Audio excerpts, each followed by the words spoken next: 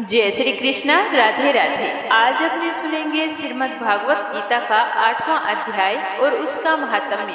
अब तक हमने श्रीमद् भागवत गीता के 7 अध्याय और उनके महात्म्य को सुना है और आज अपने सुनेंगे 8वां अध्याय और उसका महात्म्य। तो आप सभी से विनती है कि इस गीता जी के पाठ को श्रद्धा पूर्वक पूरा सुनना और ज्यादा से ज्यादा अपने मित्रों में, रिश्तेदारों में शेयर करना, ताकि हर कृष्ण भक्त इस गीता जी के पाठ को सुन सके, क्योंकि यह बहुत ही सरल भाषा में प्रस्तुत किया गया है जो आप सभी को बहुत ही आसानी से समझ में आ जाएगा। कहा जाता है कि श्रीमद् भागवत गीता को वैसे तो आप कभी भी सुन सकते हैं, लेकिन भाद्रपद माह में यानी कि इस पितृपक्ष के दौरान और मार्गशीर्ष मास में अवश्य सुनना चाहिए। तो चलिए शुरू करते हैं आगे का अध्याय। बोलो श्री कृष्ण भगवान की जय हो। कथा शुरू करने से पहले कमेंट बॉक्स में जय हो श्री कृष्ण भगवान की अवश्य लिखना। अर्जुन ने कहा कि हे पुरुषोत्तम, वह ब्रह्मा क्या है? अध्यात्म किसको कहते हैं? कर्म क्या है? अधिभूत क्या है? और अधिदेव क्या कहलाता है? हे मधुसूदन, अधियज्ञ कैसा है और इस देह में अधिदेह कौन सा है? मरने के समय में स्थिर चित्त वाले लोग तुमको कैसे जान जाते हैं? तो श्री कृष्ण भगवान बोले कि जो अविनाशी और सबसे श्रेष्ठ है वही ब्रह्मा है। प्रत्येक वस्तु का स्वभाव अध्यात्म कहलाता है और समस्त चराचर की उत्पत्ति करने वाला जो विसर्ग है वही कर्म है। जो देह आदि नाशवान वस्तु है वह अधिभूत कहलाता है। विश्व रूप जो विराट पुरुष है वह अधिदेव है। और हे पुरुषों में सबसे श्रेष्ठ इस देह में मैं ही अधियज्ञ हूँ। जो अनंत काल में मेरा ध्यान करता हुआ शरीर त्याग करता है वह निसंदेह मेरे स्वरूप को पाता है। हे कुंती पुत्र, अंत समय में मनुष्य जिस वस्तु का स्मरण करता हुआ शरीर त्यागता है वह उसी को पाता है। इसी कारण सदैव मुझ में ही मन और बुद्धि को त्याग कर मेरा ही स्मरण करते हुए युद्ध करो। तुम निसंदेह मुझको आ मिलोगे। हे पार्थ, अभ्यास रूप योगों से युक्त हो दूसरी ओर ना जाने वाले मन से सदा चिंतन करता हुआ पुरुष परम और दिव्य पुरुष को प्राप्त होता है। वह भक्ति युक्त पुरुष अंत काल में भी योग बल से प्रकृति के मध्य में प्राण को अच्छी प्रकार स्थापित करके फिर निश्चल मन से स्मरण करता हुआ उस दिव्य रूप परम पुरुष परमात्मा को ही प्राप्त होता है। वेद के जानने वाले विद्वान जिस सच्चिदानंद घन रूप परम पद को अविनाशी कहते हैं, आसक्ति रहित यतनशील सन्यासी महात्मन जन जिसमें प्रवेश करते हैं और जिस पद को चाहने वाले ब्रह्मचारी लोग ब्रह्मचर्य का आचरण करते हैं, उस परम पद को मैं तुम्हें बताऊंगा। सब इंद्रियों के द्वारों को रोककर तथा मन को हृदय में स्थिर करके फिर उस जीते हुए मन के द्वारा प्राण को मस्तक में स्थापित करके परमात्मा संबंधी योग धारणा में स्थित होकर जो पुरुष ओम इस एक अक्षर रूप ब्रह्मा को उच्चारण करता हुआ और उसके अर्थ स्वरूप मुझ निर्गुण ब्रह्मा का चिंतन करता हुआ शरीर को त्याग कर जाता है, वह पुरुष परम गति को प्राप्त होता है। हे अर्जुन, जो पुरुष मुझ में अनन्य चित्त होकर सदा ही निरंतर मुझ पुरुषोत्तम को स्मरण करता है, उस नित्य निरंतर मुझ में युक्त हुए योगी के लिए मैं सुलभ हूँ, अर्थात उसे सहज ही प्राप्त हो जाता हूँ। मुझको प्राप्त होने पर सिद्धि को प्राप्त करने वाले महात्मा गण फिर यहाँ पर कभी जन्म नहीं लेते, जो नाशवान और दुख का घर है। हे अर्जुन, ब्रह्मलोक पर्यंत जितने लोक हैं वहाँ से लौटना पड़ता है, परंतु मुझ में मिलने से फिर जन्म नहीं होता। 1000 महायुगों का एक दिन होता है और 1000 महायुगों की एक रात्रि ब्रह्मा की होती है। जो इन बातों को जानता है वह सब ज्ञाता है। ब्रह्मा का एक दिन होने पर अव्यक्त से सब व्यक्तियों का उदय होता है और रात को उसी में लय होता है। हे पार्थ, समस्त चराचर वस्तुओं का यह समुदाय दिन में बार बार उत्पन्न होकर रात्रि के आगमन में लीन हो जाता है। इस अव्यक्त से परे दूसरा सनातन अव्यक्त है जो इन सब के नष्ट होने पर भी कभी नष्ट नहीं होता है। उस अव्यक्त को ही अक्षर कहते हैं। वही परम गति है जिसको प्राप्त करके फिर संसार में नहीं जन्मते। वही मेरा परम धाम है। हे पार्थ, जिसके अंतर्गत सब प्राणी हैं और जिसने इस समस्त जगत का विस्तार कर रखा है, वह श्रेष्ठ पुरुष अनन्य भक्ति से ही मिलता है। जिस काल में योगी जन देह छोड़ते हैं फिर नहीं लौटते, और जिस काल में लौटते हैं अब वह काल बतलाता हूँ। जिस काल में अग्नि प्रकाश और दिन शुक्ल पक्ष हो, ऐसे उत्तरायण के 6 महीने में मृत्यु को प्राप्त हुए बर्मा को प्राप्त होते हैं। धूमर रात कृष्ण पक्ष दक्षिणायन के 6 महीने इनके मध्य गमन करने वाले चंद्रमा की ज्योति को पहुँचते हैं और लौट आते हैं। संसार की नित्य चलने वाली शुक्ल और कृष्ण नाम की 2 गतियां हैं। एक से आने पर लौटना पड़ता है और दूसरी पर फिर लौटना नहीं होता। हे पार्थ, योगी इन दोनों गतियों का तत्व जानता है, इसी से मोह में नहीं पड़ता। अतः हे अर्जुन, तुम सदा योग युक्त हो। वेद, यज्ञ, तप और दान में जो पुण्य फल बतलाए गए हैं, योगी उन सबसे अधिक ऐश्वर्य प्राप्त हो और सर्वोत्तम आदि स्थान पाता है। गीता जी के 8वें अध्याय का समापन होता है। अब 8वें अध्याय का महात्म्य सुनेंगे। श्री नारायण जी कहते हैं कि हे लक्ष्मी, मैं तुम्हें 8वें अध्याय का महात्म्य सुनाता हूँ, ध्यान पूर्वक सुनना। दक्षिण देश के नर्मदा नदी के तट पर एक नगर है। उसमें सुशर्मा नाम का एक बड़ा धनवान ब्राह्मण रहता था। एक दिन उसने एक संत जी से पूछा कि हे ऋषिवर, मेरे संतान नहीं है, मुझे कोई ऐसा उपाय बतलाइए जिससे मेरे संतान की प्राप्ति हो। तो ऋषिवर ने कहा कि तू अश्वमेध यज्ञ कर और एक बकरा देवी को चढ़ा, देवी तुझको पुत्र देगी। तब उस ब्राह्मण ने यज्ञ का आयोजन किया और एक बकरा मोल ले लिया। फिर उसको स्नान करवा के मेवा खिलाया और जब उसे मारने लगा तब वह बकरा कह कह सब करके हंसने लगा। तब ब्राह्मण ने पूछा कि हे बकरे, तू हंस क्यों रहा है? तो बकरा बोला कि मेरे भी पिछले जन्म में संतान नहीं थी। एक ब्राह्मण ने मुझे भी अश्वमेध यज्ञ करने को बोला था और एक बकरे की बलि देने को कहा था। मैंने सारी नगरी में बकरा ढूंढा पर मुझे कहीं भी बकरा नहीं मिला। ढूंढते ढूंढते मुझे एक बकरी का बच्चा दूध पीता हुआ नजर आया। मैंने उसके मालिक से उस बकरी और उसके बच्चे को खरीद लिया और घर ले आया, और जब बकरी के बच्चे को बकरी के स्तन से दूध करके यज्ञ करने लगा तब बकरी बोली कि अरे ब्राह्मण, तू ब्राह्मण नहीं है जो मेरे पुत्र को होम में दे रहा है, तू तो महापापी है। क्या तूने कभी यह सुना है किसी पराये पुत्र को मारने से पुत्र की प्राप्ति होती है? तू स्वयं पुत्र पाने के लिए मेरी संतान को मार रहा है, तू तो निर्दयी है, तेरे पुत्र कभी नहीं होगा। इस प्रकार वह बकरी कहती रही, पर मैंने उसके बच्चे को हवन में होम दिया। तो यह देखकर बकरी ने मुझे श्राप दिया कि जा, तेरा गला भी इसी भांति कटेगा। इतना कहकर बकरी तो तड़प तड़प कर मर गई, लेकिन मुझे संतान की प्राप्ति नहीं हुई। फिर काल आया, यमदूत मारते मारते मुझे धर्मराज के पास ले गए। धर्मराज ने कहा कि इसे नरक में दे दो, यह तो बहुत ही बड़ा पापी है। फिर मैंने नरक को भुगत कर वानर की योनि में गया। वहां से मुझे एक बाजीगर ने मोल ले लिया। फिर वह मेरे गले में रज्जू डालकर द्वार द्वार पर सारा दिन भीख मांगता फिरता, खाने को थोड़ा सा देता। जब मैं वानर देश से छूटा तो मैंने कुत्ते का जन्म पाया। एक दिन मैंने किसी की रोटी चुरा ली तो उसने ऐसी लाठी मारी कि मेरी तो पीठ ही टूट गई और उस दुख से मेरी मृत्यु हो गई।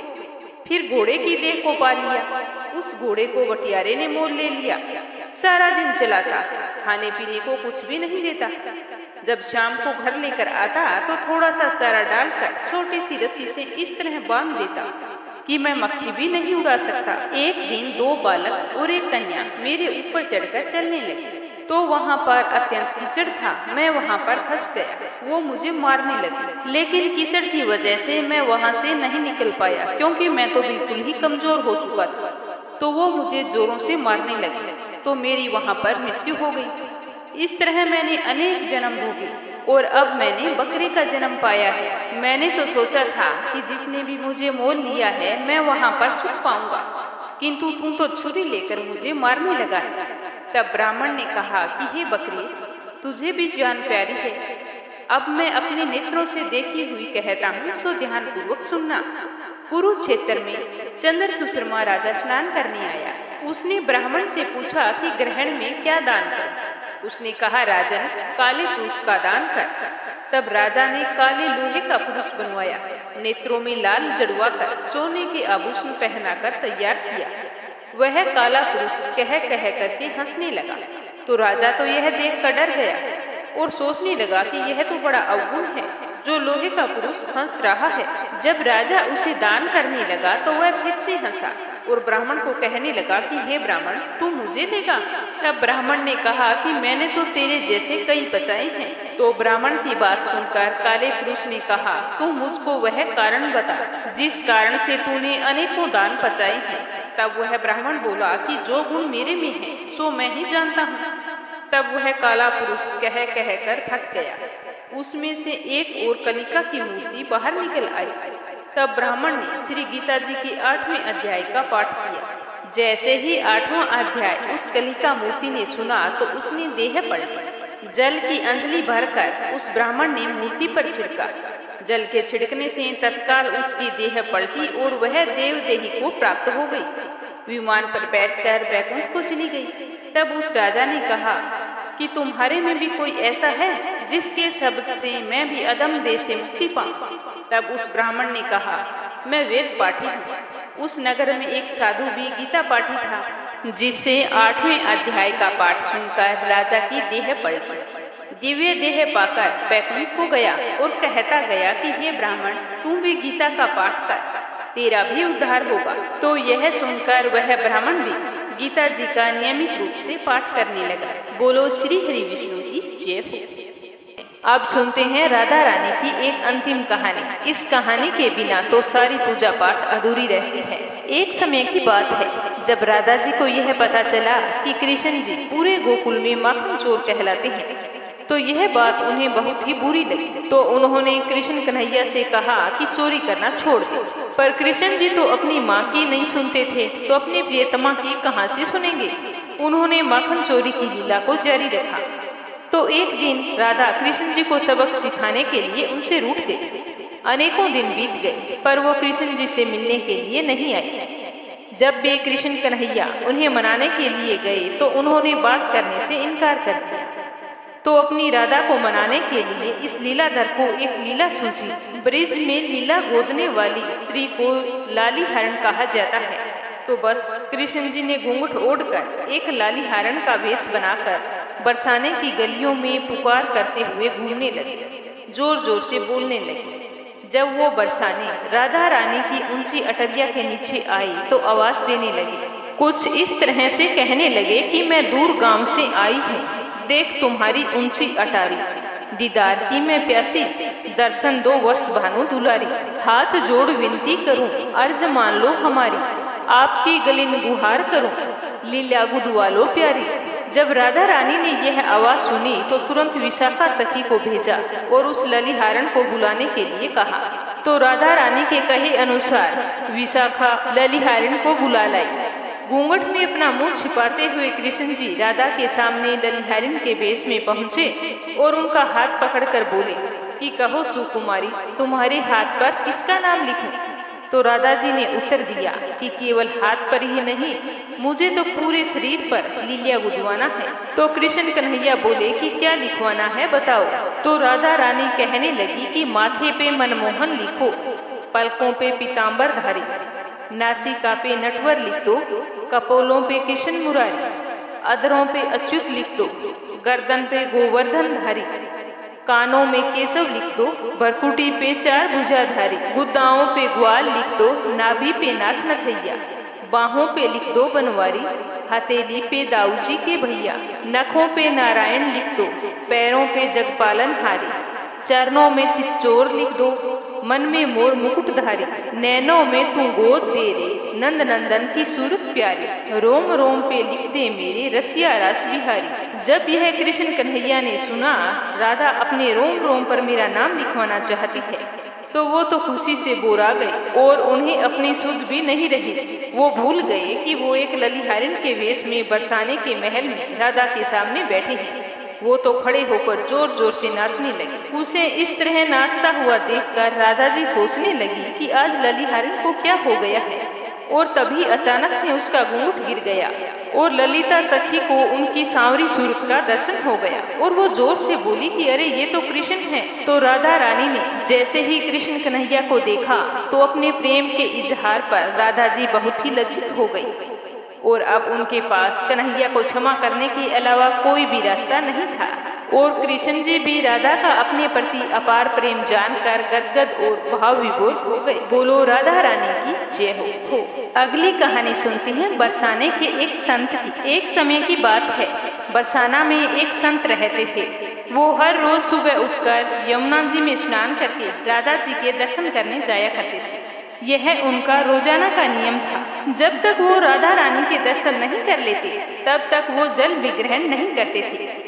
दर्शन करते करते उनकी उम्र 80 वर्ष के करीब हो गई।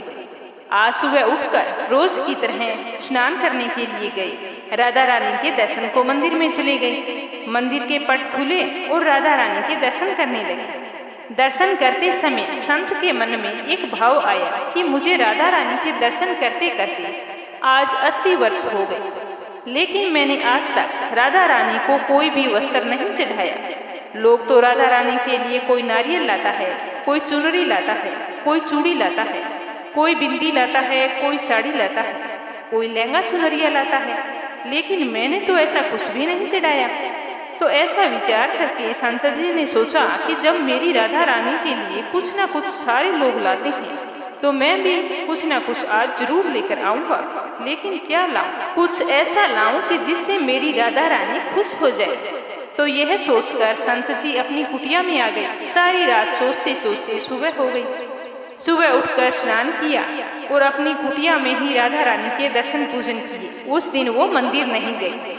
बाद में बाजार जाकर सबसे सुंदर वाला लहंगा चुनरी का कपड़ा ले आई और कुटिया में आकर अपने हाथों से लहंगा चुनरी को सील कर सुंदर से सुंदर उस पर गोटा लगाया। पूरी तरह से लहंगा चुनरी जब तैयार हो गई तो मन में सोचा कि इस लहंगा चुनरी को अपनी राधा रानी को पहनाऊंगा तो बहुत ही सुंदर लगेगी मेरी राधा रानी। तो यह सोचकर संत जी उस लहंगा चुनरी को लेकर राधा रानी के मंदिर को चले। मंदिर की सीढ़ियों में चढ़ने लगे और मन में सोच रहे थे कि आज मेरे हाथों से बनाए हुए लहंगा चुनरी राधा रानी को पहनाऊंगा तो मेरी लाडली खूब सुंदर लगेगी। यह सोच सोचकर बहुत ही खुश होते जा रहे थे। इतने में एक बरसाना की लड़की आई और बाबा से कहती है, बाबा आज तो बहुत ही खुश हो, क्या बात है मुझे बताओ ना। तो बाबा ने कहा कि लाली आज मैं बहुत खुश हूँ।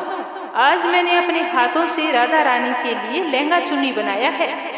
इस लहंगा चुनरिया को राधा रानी को पहनाऊंगा तो मेरी राधा रानी बहुत ही सुंदर दिखेगी।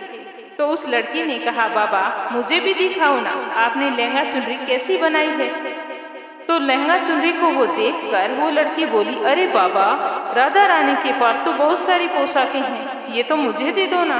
तो उसकी बात सुनकर संत बोले कि बेटी मैं तुमको बाजार से दूसरी दिलवा दूंगा, ये तो मैंने अपने हाथों से राधा रानी के लिए बनवाई है, तुमको कोई और दिलवा दूंगा।